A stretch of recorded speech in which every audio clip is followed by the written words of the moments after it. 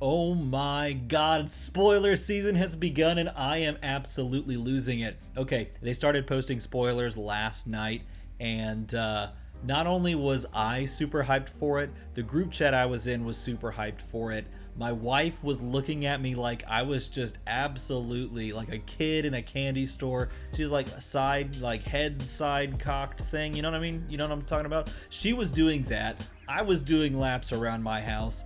I am having so much fun. If you have not started jumping in on the spoiler season, you might want to rethink it. I understand the thought process though. It's like, hey, I don't want to get spoiled too much. Like, I kind of want to go into the set like blind and get all of these, things all at once. Dude, I don't know if I could ever do that because this is just too much fun. We're going to talk about all the cards. We're going to talk about the effects. We're going to talk about the keywords. We're going to talk about a lot of stuff in this video, so settle back, that's not even what you say. Sit back, settle in, that's what you'd say.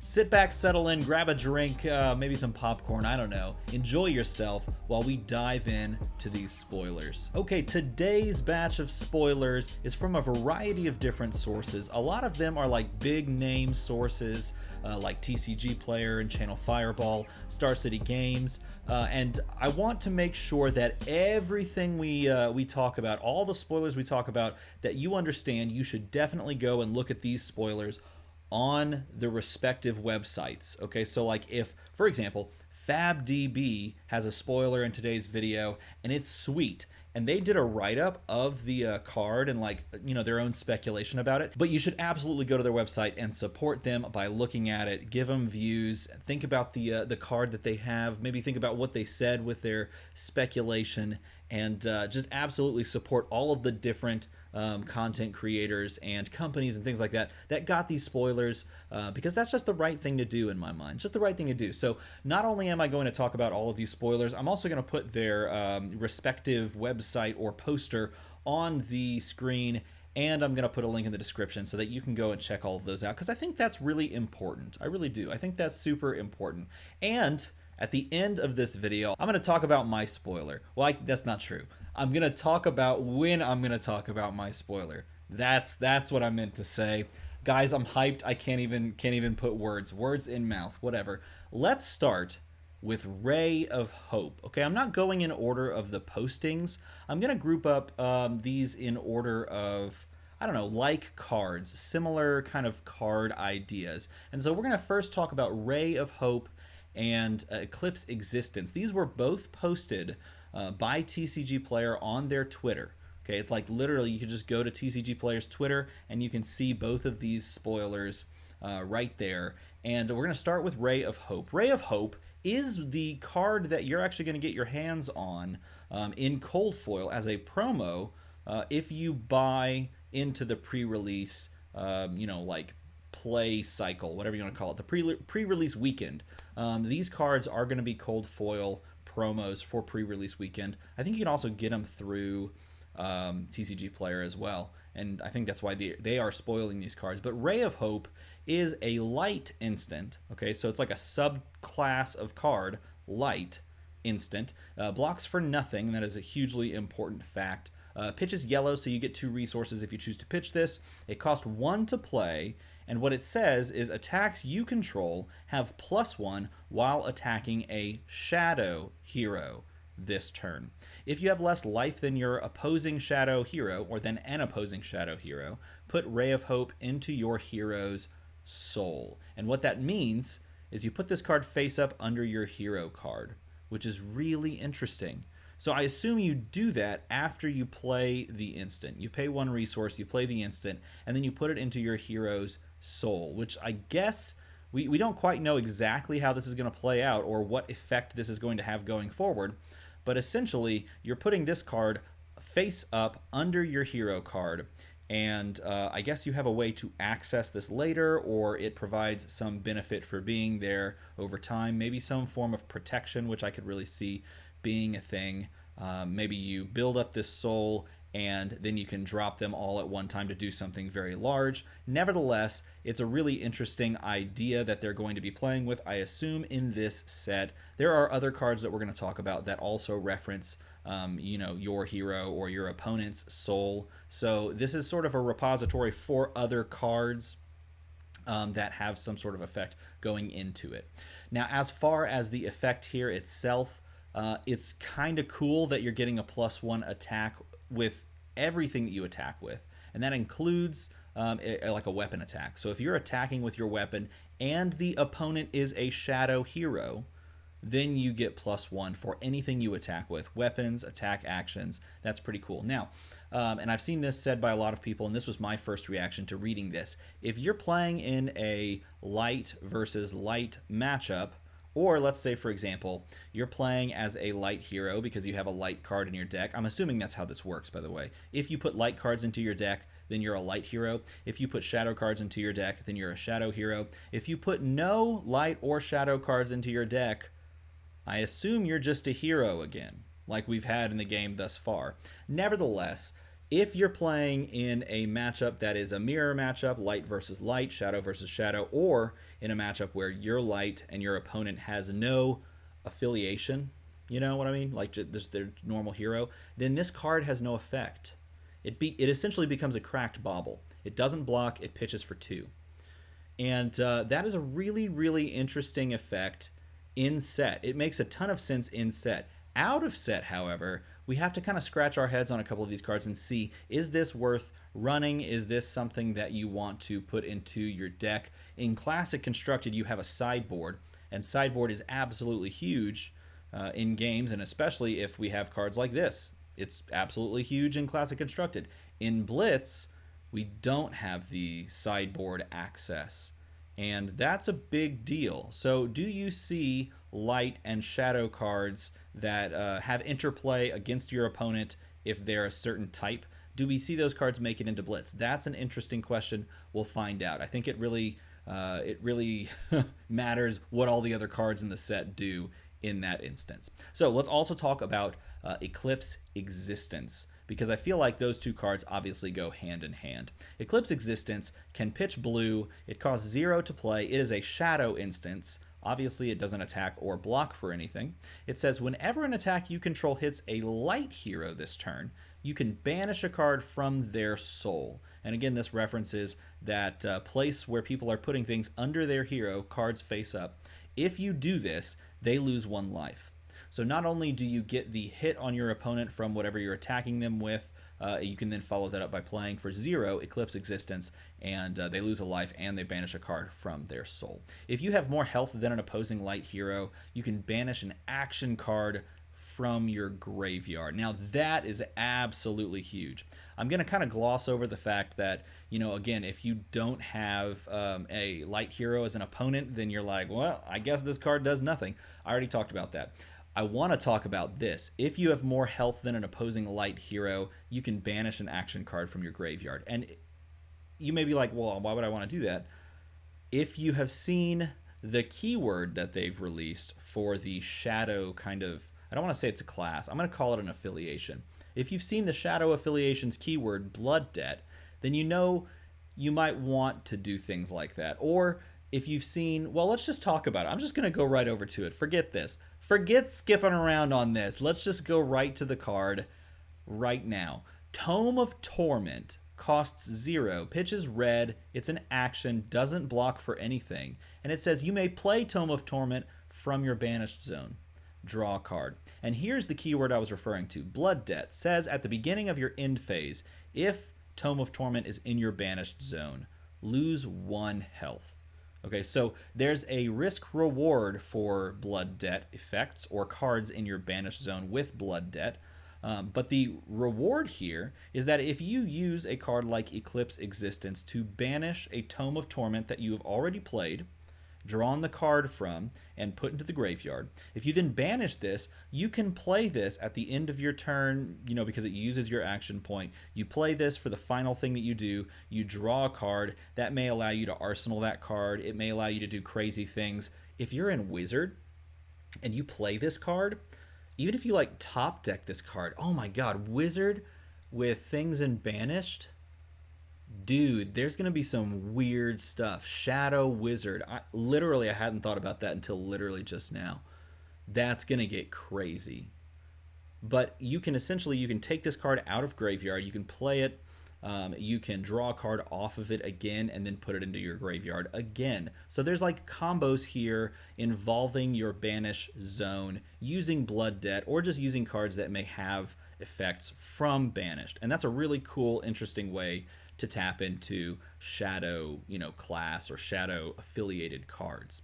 So alongside of this, we also get its foil in Tome of Divinity. Tome of Divinity is a 4-cost light instant.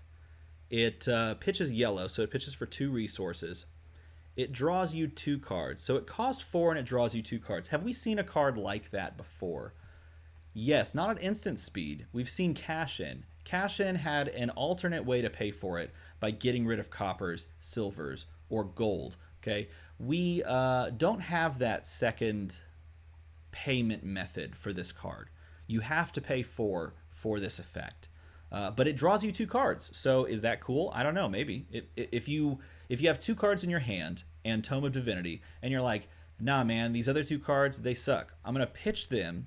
I'm gonna play Tome of Divinity, and I'm gonna replace them. That's kind of cool. Now, if a card has been put into your hero's soul this turn, you draw 3 cards. So let's say you had a 4-card hand, you played a card that allowed you to put that same card into your soul, you then pitch 2 cards, play Tome of Divinity, draw 3 cards, you now have a 3-card hand after playing Tome and a card prior to that. That seems pretty good. It's a lot of setup though, and so it'll be interesting to see if this works. Now I will say this, I love drawing cards, and setup makes me happy. So like putting pieces together and getting some beneficial effect, I'm all about that. That's why I love Kasai, and that's why I love Cash In. And so Tome of Divinity looks like a fun card in my mind. Okay, let's talk about 2 of the most exciting cards that they have released thus far. I mean, they've only released 7, and I'm excited about all of them. But these 2 have so much information built into them, and they are both legendaries. Okay, both of these are legendaries. Both of them will presumably be cold foil. And the first one we're going to talk about has just fantastic art. This is Eclipse. Eclipse is a shadow instant. It is a legendary. It costs 0. It pitches blue. Can't block for anything. And it is a legendary chain specialization. Is it chain or is it like Shane? I don't know. I'm going to say chain. If you don't know what legendary means, and if you don't know what the specialization keyword means, legendary means you can have 1 copy in your deck, and specialization means you can only play this if your hero is chain. It says, play Eclipse only if you have played 6 or more cards with Blood Debt this turn. If you have, you can play this from your banished zone. So there's like so much going on with that. That's just the prerequisite for playing it. You're going to have to play 6 Blood Debt cards, which could be possible. I would imagine it's not going to be very easy, but it could be fairly possible. I mean, we've already seen Tome of Torment that can play from banished. It costs 0 and it draws you a card. But I could see there being multiple cards like that that are cheap or that can kind of combo off of each other to allow you to play 6 or more cards with Blood Debt. There's going to have to be some way, otherwise this card is literally unplayable and it's a legendary, and I don't think LSS would do that. That being said, if you can manage to pull this off, you create an Ursur the Soul Reaper token. And we don't know what that is yet. I'm hoping that we get some spoiler of that fairly soon, but if we just find out that this is a weapon, I'm super happy, okay? And here's why. I love Talishar the Lost Prince, and this is the same naming system as that. This could very easily be a weapon that you just get as a token and that you can use one time that does some crazy effect and then it goes away. I could very much see that. Here's the other like totally tinfoil hat idea. This token is a character that can do one thing.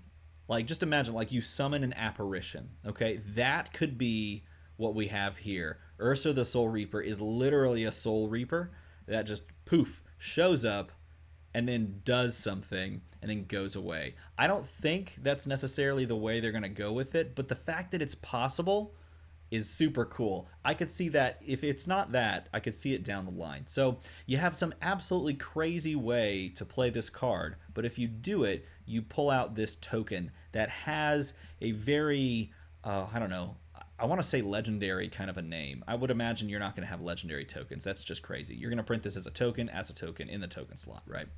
But the fact that we have something that has this epic name probably means we're going to see something pretty insane from it. So I'm looking forward to that one. The other legendary is Doomsday, with just the sickest art, man. Just the sickest art. You know, my favorite part of Doomsday, not only do we have this blood throne, but we have like the, do you see the the towering like behemoths behind it? Do you see that? It's like right there. And then you've got, of course, the spiraling cloud with like weird demon vultures circling. I love it. It's crazy. It pitches blue, so 3 resources, causes nothing to play, 0. Shadow instant, another legendary. This one's a legendary Levia specialization. So you can only have one of these. You can only play Doomsday once, probably. And you can only have it in your deck if you're playing as a Levia. Who? I have no clue. Who was Chain? I had no clue back then either. Play this only if there are 6 or more cards with Blood Debt in your banished zone. Now this seems a lot easier to complete. I feel like we're going to be able to get 6 or more cards with Blood Debt into our banished zone a lot more easily than the previous, you know, kind of like play effect requirement. Okay? If you do this, you create a Blasmaphet the Soul Harvester token. Again, I think this is going to be a crazy weapon, but even if it's not, it would be really cool if it were like an actual character that you just like summoned. Maybe it's the giant dudes in the back of the picture. I don't know, but I am super hyped. So this means we have 2 legendaries spoiled. We have 2 legendary shadow instants spoiled. And we know that there are 6 legendaries in the set. So if there's 2 legendary shadows spoiled, shadow cards spoiled, it would stand to reason that we would get 2 light cards, right? 2 light legendaries. So I'm really looking forward to seeing what those are. As far as the other 2, there's speculation that it's going to be equipment. There's speculation that it's going to be like a generic equipment and a legendary hero. Here's my thing. I don't know if they're going to do another legendary hero like they did with Shiana. I'm not sure they're going to do that every single time. I don't know if we can assume that's going to be their, you know, modus operandi going forward. Perhaps for the supplemental sets. Maybe they'll do that for supplemental sets. But as far as this set is concerned, the numbers just make sense for like everything being all about light and shadow. 3 light, 3 shadow, that sort of thing. So I'm expecting that. All right, last card. Are you ready? Last card, possibly the best art. I don't know, you tell me. Celestial Cataclysm. Cost 0. It is a light action attack. It defends for 3. It pitches yellow, so that's pretty good. And it attacks for 7. It's a majestic. And it says, as an additional cost to play this, banish 3 cards from your hero's soul. So in order to set this up, you're going to have to put things into your soul as a light character, light hero. But if you do that, you get a 7 attack and go again for free, which is gross. This card's gross. 7 attack and go again. That's gross. That's all I have to say about that. It's going to take some setup, and you'll have to build your deck, obviously, with a combo like this in mind, where you're putting things into your soul. But as we open cards and have things revealed to us, perhaps that's fairly easy if you're playing the light side of things. I don't know. We'll find out. Dude, I am so hyped. I can't wait. Look, right now, just so you know, it's 1:27 p.m. the day after these came out. There are more spoilers coming out in like 6 hours, and my body is not ready. Like, I'm just gonna... What am I doing for the next 2 weeks? I don't know, man. Here's the problem. I don't want to be attached to my phone, but this is too much fun. You know what I'm saying? This is too much fun. Gotta find that balance. That's what it is. We have to find the balance between absolutely nerding out about these amazing cards and spending time with the people that we love. So, with all that said, before we sign off and I go spend time with the people that I love, I want to do this. We have a spoiler card. In fact, I'm just going to show you. I got a package in the mail. Here it is. I opened it. This is it. This is the package, okay? I opened it, and there's things that I wish I could tell you that I can't tell you until Saturday. Now, so that's Saturday my time, and it's probably going to be Saturday 10 p.m. Central.